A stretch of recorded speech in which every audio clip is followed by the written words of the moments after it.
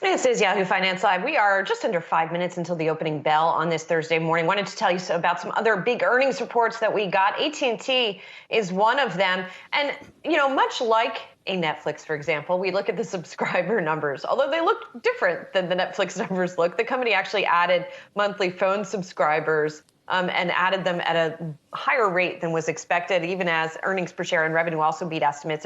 They added about 691,000 regular monthly phone subscribers. 437,000 is what analysts have been looking for. And this was, Brian Sozzi, the last quarter that AT&T was also a big media giant, right? So we saw some HBO and HBO Max numbers in here, but we can kind of ignore those because now those are going over to Warner Brothers Discovery. But, it looks like that they're benefiting in the core business, the old school AT&T business. Yeah, we could probably ignore the next AT&T earnings report here during this Around the Bell chat 3 months from now, Julie, because you essentially just have a phone company. But look, let's look at this quarter here. Adjusted operating profits for AT&T down 1.8%.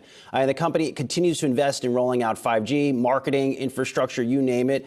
Wasn't that great of a quarter for a company that is going to be valued as now a straight phone company to see adjusted operating profits down almost 2%. Not a good look, but underscores all the investments they are making. I should also note, again, we're seeing AT&T shares pop on the Yahoo Finance trending ticker page. It is the number 2 trending ticker on our site. We also saw this, too, a couple weeks ago, Julie, when that deal closed with Warner Media and Discovery.